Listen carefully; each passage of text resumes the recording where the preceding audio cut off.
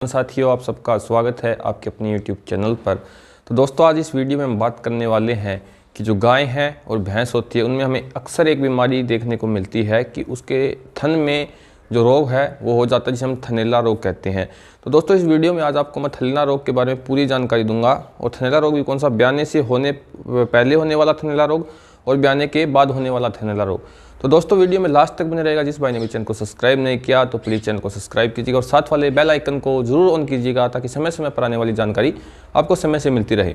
तो दोस्तों, इस वीडियो में हम बात करेंगे कि जो थनैला रोग ब्याने से पहले होता है उसमें हम पशु का क्या इलाज कर सकते हैं, उसके लक्षण क्या होते हैं। तो फ्रेंड्स, इसकी बात करें, जो पशु मालिक है अक्सर अपनी गाय है या फिर भैंस है उसे जब दूध निकालना उसका बंद कर देता है, यानी जो ड्राई पीरियड होता है पहले वो बंद कर देता है दूध निकालना, तो उसके बाद ये जो थन है उसमें थनैला रोग बनता है। और एक होता है जब पशु हमारा ब्याह गया है, दूध दे रहा है, तो उसमें थनैला रोग हो गया, फिर बार बार थनैला रोग हो रहा है। तो दोस्तों, इसी वीडियो में हम इसी पर चर्चा कर रहे हैं। तो मैं बताऊं आपको, जो ब्याने से पहले थनैला रोग होता है भैंस में या फिर गाय में हमें ये अक्सर देखने को मिलता है। और अब तो भैंस में भी बहुत देखने को मिलता है, क्योंकि जब भैंस ब्याने वाली होती है तो जब किसान मालिक उसे बेचता है तो ब्याने से पहले जो व्यापारी होते हैं या फिर भैंस के जो खरीदार होते हैं वो क्या करते हैं कि जो भैंस के थन है उन्हें चेक करने के लिए जो थनों में होते हैं उनमें चेप्पा मारते हैं। यानी चेप्पा एक कहे तो लिक्विड सिक्रेशन होता है मेमरी ग्लैंड का। अगर वो चारों थनों में बिल्कुल चिकनाहट के साथ बिल्कुल साफ होता है, लिक्विड होता है, जैसे कहे तो पैराफिन होता है, हमारा जो लिक्विड पैराफिन है उसके जैसा हमें मिलेगा, तो जो खरीदार होता है उस भैंस को खरीद लेता है। लेकिन जब ये जो चेप्पा जो निकालता है, यानी सिक्रीशन होती है मेमरी ग्लैंड की, ये बिल्कुल जो क्लियर नहीं आती, 3 थन में एक सार आ रही है और एक थन है उसमें ये जैसे पानी की तरह आ रही है, तो ये थनैला रोग है। इस तरह के थनैला रोग में जो किसान है वो क्या कर सकता है, पशु जो खरीदार होता है वो भैंस छोड़ देते हैं, भैंस लेते नहीं है। तो हम इसी बात पर चर्चा कर रहे हैं। और एक होता है जब भैंस या गाय या भैंस या ब्याह गई है, ब्याने के बाद उसमें बार बार थनैला रोग हो रहा है, उसके बारे में भी मैं आपको बताऊंगा। तो उससे पहले हम जो थनैला रोग है उसकी प्रकार की बात करते हैं। तो दोस्तों, जैसे कि पता है, जो भैंस के ब्याने से पहले थनैला रोग हुआ है उसमें कोई लक्षण नहीं आते। जो गाय है कुछ भी लक्षण नहीं आ रहे, भैंस है उसमें भी कुछ लक्षण नहीं आ रहे। लेकिन जब ही जो भैंस के किसान की भैंस है उसने बच्चा दिया तो उसका दूध निकालता है, तो उस दिन जो है कीले मिलती है, यानी छेछड़े कहें हमें उन्हें, तो वो छेछड़े उस दूध में आते हैं। या तो वो थन बिल्कुल बंद हो जाता है, या फिर जब उसका दूध निकाल रहे हैं, जैसे कि दुहाई करते हैं, जब भैंस की दूध निकालते हैं तो 4 थन हैं, उनमें से एक थन में दूध कम आता है। तो ये भी एक थनैला रोग का ही प्रकार है। अक्सर जो फील्ड में लैंग्वेज यूज होती है कि भैंस का थन है वो सो गया, भैंस का थन है वो चढ़ गया, लेकिन ये होता है थनैला रोग। तो इसमें हम किसान वो क्या कर सकते हैं, जैसे भैंस ड्राई की है उस समय तो किसान मालिक वेटनेरियन को नहीं बुलाता, लेकिन उसमें खुद भी कुछ करना होता है ताकि वो समस्या पशु में हमें देखने को ना मिले। या फिर उसके साथ एक ऐसी दवा जो पशु का अगर थन में छोटा मोटा इन्फेक्शन हुआ है वो ठीक हो जाए और पशु का थन भी कम ना हो, जो अडर है वो चारों साइड बराबर। अक्सर क्या 3 से यानी जो हिफर होती है उनमें ये लक्षण नहीं देखने को मिलता, लेकिन जो दूसरी बार बच्चा दे रही है, तीसरी बार बच्चा दे रही है, वो जब अपना अडर डेवलपमेंट करती है, बच्चा देने से पहले अपनी लेवटी बनाती है, तो उसमें जो पशु खरीदार होता है वो उसे देखते ही कहेगा कि इस भैंस की लेवटी है एक साइड से कम है, तो यानी इस साइड का थन है वो कम जाएगा। इस समस्या का भी मैं समाधान आज आपको इसी वीडियो में बताऊँगा।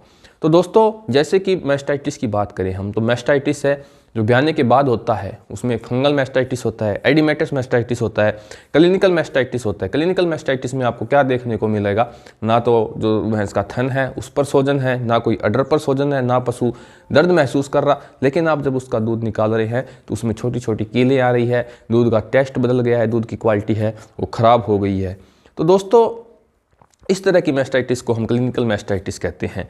तो इसमें पशु मालिक क्या करता है, इसमें इंजेक्शन का मैं कहूँ तो कोई खास रोल नहीं होता, क्योंकि जो एल्वियोलस है जो अडर में रहते हैं वो डैमेज हो जाते हैं, जिनके कारण हमें दूध में छेछड़े वगैरह देखने को मिलते हैं। कई बार भैंस का पीएच ऊपर नीचे हो जाता है, जो रुमन होता है उसका पीएच है वो ऊपर नीचे हो गया, तो उस कंडीशन में भी हमें ये जो छीछड़े है ये दूध में देखने को मिलते हैं। जो पशु मालिक को कोई बताता है कि आप उसे मीठा सोडा दे दीजिए या फिर नींबू दीजिए या देसी खांड दीजिए, जिससे वो छेछड़े आना बंद हो जाते हैं। क्योंकि जो नींबू देते हैं, नींबू से जो ये एल्कलाइन मीडियम बना हुआ है पेट में वो एसिड में कन्वर्ट हो जाता है और बैलेंस है, पीएच है वो सेम बराबर हो जाता है, जिससे पशु है छेछड़े आना बंद हो जाता है। अब बात आती है ब्याने से पहले जो मैस्टाइटिस हुआ बात क्या यहाँ पे रुकी कि वो थन है वो तो गया भाई।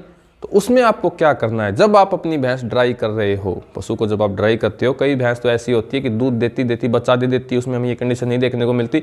लेकिन पशु मालिक क्या करता है कि जो पशु ड्राई नहीं करेंगे तो अगर दूध से उसे छोड़ेंगे नहीं, ड्राई का मतलब है पशु को दूध से छोड़ना, या जो अंतराल होता है बच्चा देने से पहले और भैंस का दूध सुखाने से पहले, उसको हम ड्राई पीरियड कहते हैं। तो उस समय पशु मालिक है वेटरनरियन को नहीं बुलाता। तो ये इसमें तो खैर बुलाना भी क्या है, तो पशु हम दूध से छोड़ रहे हैं उसमें थोड़े ना वेटरनरियन को बुलाएंगे। तो उस समय कंडीशन क्या बनती है, थोड़ा बहुत दूध पशु के जो थन है उसमें रह जाता है और वहाँ से वो इन्फेक्शन पशु के थन में होता है, या फिर वहाँ की जो नर्व है वो डैमेज हो जाती है, जिससे भैंस का थन आधा हो जाता है, जिसे हम कहते हैं थन चढ़ गया। उस कंडीशन में आपको क्या करना है दोस्तों, मैं कहता हूँ कि आपका पशुधन है आपके लिए बहुत इंपॉर्टेंट है। पशु आपके लिए बहुत इंपॉर्टेंस रखता है क्योंकि वो आपको प्रोडक्शन देता है, जिससे आपका मुनाफा, आप दूध बेच रहे हो जिससे मुनाफा कमा रहे हो, या फिर आप भैंस बेच रहे हो तो उससे भी आप मुनाफा कमा रहे हो। तो आपके इस मुनाफे में नुकसान ना हो, इसके लिए मैं आपको बताता हूँ कि जो ब्याने से पहले, बच्चा देने से पहले पशु में जो थनैला रोग हुआ है, तो उसका जो समाधान है वो मैं आपको बताता हूँ कि जो पेंडिस्ट्रीन एसएच का ट्यूब आता है, या फिर कई प्रकार के जो इंट्रा मेमरी रूट से जो दवा होती है वो हमें मिलती है मार्केट में, आप वो ले लें। जैसे कि आपने पेंडिस्ट्रीन एसएच ले लिया, काफ़ी सस्ता है, 25-30 रुपये का जो एक ट्यूब है वो आ जाता है, या फिर और कहें तो 60 से 70 रुपये के एक ट्यूब आ जाता है।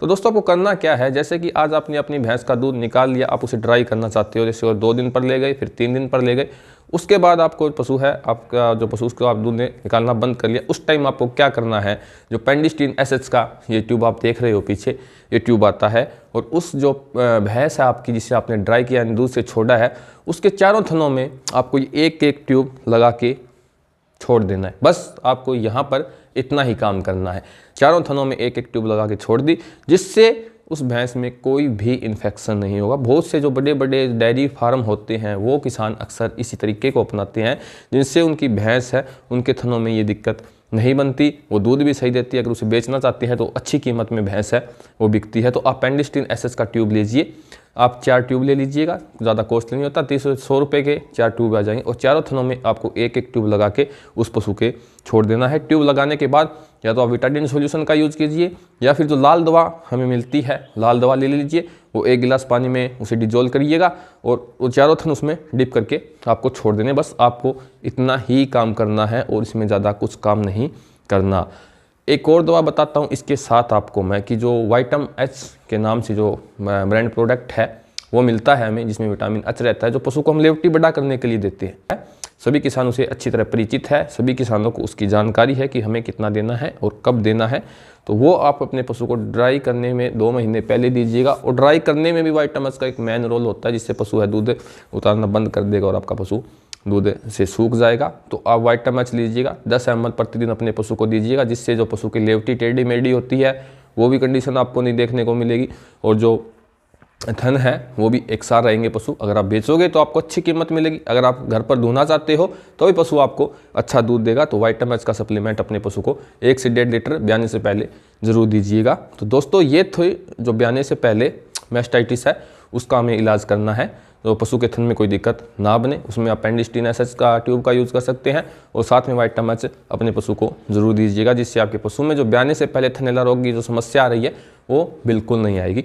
अब बात करते हैं जो मैस्टाइटिस ब्याने के बाद होता है। जैसे आज पशु को थनैला रोग हुआ, आपने उसका इलाज करवा लिया, 1 हफ्ते बाद फिर से हो रहा है, 1 हफ्ते बाद फिर से हो रहा है, उसका ट्रीटमेंट मैंने पहले अपने चैनल पे एक वीडियो बना के डाल रखा है, वो देख लीजिएगा। इसमें मैस्टाइटिस के जो ब्याने के बाद पशु में देखने को मिलती है वो 2-3 प्रकार की मैस्टाइटिस है, एडिमेटिस मैस्टाइटिस है, फंगल मैस्टाइटिस है, गैंगरेनस मैस्टाइटिस है, कई प्रकार के जो थनैला रोग होते हैं वो पशुओं में होते हैं। उन सबको अलग अलग मैंने वीडियो डिवाइड करके उन पर अलग अलग चीज़ें मैंने बना रखी है, आप वो वहाँ से अच्छी तरह देख सकते हैं। बाकी मैं आपको ट्रीटमेंट भी बता देता हूँ कि जो पशु को आपको जब थनैला रोग हुआ है, यानी मान के चलें हम एडिमेटिस मैस्टाइटिस हो गया, अडर है पूरा स्वेलन, पूरी स्वेलिंग अडर में आ गई, उसमें आप क्या ट्रीटमेंट यूज़ करोगे तो मैं वो आपको बता देता हूँ।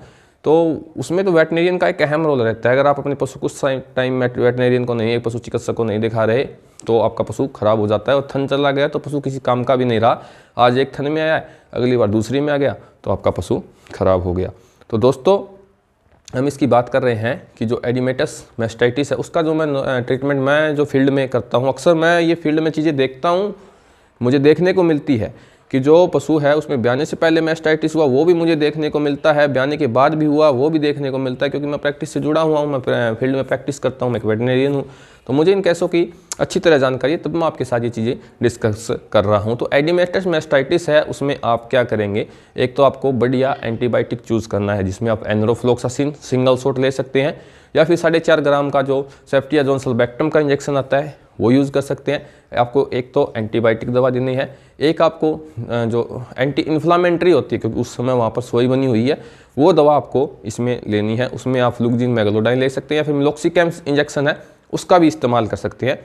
साथ में दोस्तों आपको जो स्वेलिंग है, एडिमा हुआ है, उसे कम करने के लिए जो वहाँ पर पानी है उसे बाहर निकालने के लिए इंजेक्शन का यूज़ करना है। वो लासिक्स इंजेक्शन मार्केट में मिलता है फ्रूसमाइड के नाम से, जो 10 ml का इंजेक्शन होता है, वो आपको एक पशु को देना है। और साथ में आपको विटामिन सी देना है, क्योंकि विटामिन सी है वो इम्यूनिटी बूस्टर है, पशु के जो थन में बीमारी हुई है उसको ठीक करने में पशु की मदद करना है। तो 20 ml उसमें आप विटामिन सी का यूज़ कर सकते हैं। ये ट्रीटमेंट आपको अपने पशु में 3 दिन तक करवाना है। आपका जो बार बार मैस्टाइटिस रिपीट हो रहा है उसका कारण यही है कि आपने एक दिन इंजेक्शन लगवा लिए, पशु बिल्कुल ठीक हो गया, तो आपने क्या किया, दूसरे दिन वेटरनरियन को नहीं बुलाया, आपने दूध निकालना शुरू कर दिया, हफ्ते बाद फिर आ रहा, क्योंकि उस समय छोटा मोटा इन्फेक्शन वहाँ पर रह जाता है, जिसके कारण आपको पशु में ये समस्या देखने को मिलती है। तो जो कोर्स होता है वो 3 दिन का होता है। ये दवा आपको अपने पशु में 3 दिन यूज़ करवाना, क्योंकि जो प्रैक्टिस में मैं यूज़ करता हूँ, मैं वो आपको इस वीडियो में बता रहा हूँ। मैं ये ट्रीटमेंट पशु में 3 दिन तक रिपीट करता हूँ। ज़्यादा कॉस्टली ट्रीटमेंट नहीं होता, और पशु है वो बिल्कुल ठीक हो जाता। उसमें जो बार बार मैस्टाइटिस फेज हो रही है वो समस्या देखने को नहीं मिलती। और आपको बिल्कुल ही पीछा छुटवाना है कि हमारे पशु को तो थनैला रोग हो ही ना, तो आपको क्या करना है, आपको इसमें थोड़ी मेहनत करनी पड़ेगी। जब आप अपने पशु का दूध निकाल लेते हैं, निकालने के जस्ट बाद तुरंत बाद आपको क्या करना है, आपको लाल दवा लेना है, या फिर आप विटाडिन सॉल्यूशन ले सकते हो, यानी एक बेस्ट एंटीसेप्टिक दवा आपको लेनी है। और वो जो कांच का गिलास होता है, या तो वो लीजिए या कोई और बर्तन यूज़ कर लीजिए, उसमें एक मात्रा में विटाडिन ले तो प्योर ले लो। अगर लाल दवा लेनी है तो एक चुटकी भर लाल दवा उस पानी में अच्छी तरह डिजोल्व कर लो। और घोलने के बाद आपको क्या करना है, जैसे ही आपने पशु का दूध निकाला तो चारों थन है वो उस दवा में आपको डिप यानी डबो के उस दवा को एक साइड रख देना है। उससे क्या होगा, जो एंटीसेप्टिक जहाँ पर वो कंडीशन बन गई, वो कोई भी बैक्टीरिया है या फिर फंगी है, उसका जो इंटर है वो थन में नहीं होने देता, उसका जो प्रवेश है थन से नहीं होगा, तो इन्फेक्शन बिल्कुल नहीं होगा। या फिर आप अपने जो पशु जहाँ पर यूज़ करते हैं, अगर आपका नीचे पक्का फर्श बना हुआ है पशुओं के, तो वहाँ पर आप इस दवा का छिड़काव भी कर सकते हैं, जिससे एंटीसेप्टिक कंडीशन वहाँ पर बनेगी। जितने बैक्टीरिया है या कोई भी ऑर्गेनिज्म है तो वो मर जाएंगे, और आपके पशु में जो आपको बार बार डेयरी फार्म में या आप अपने घर पर पशु रख रहे हैं वहाँ पर आपको ये थनैला जैसी बीमारी देखने को नहीं मिलेगी। दोस्तों आज का वीडियो ये था। वीडियो कैसा लगा कमेंट में ज़रूर बताइएगा। वीडियो पसंद आए तो अपने दोस्तों के साथ ज़रूर शेयर कीजिएगा, और वीडियो को लाइक करना ना भूलिए। दोस्तों वीडियो में लास्ट तक बने रहने के लिए धन्यवाद। मिलते हैं अगली वीडियो में एक नई जानकारी के साथ। दोस्तों तब तक के लिए नमस्कार, धन्यवाद।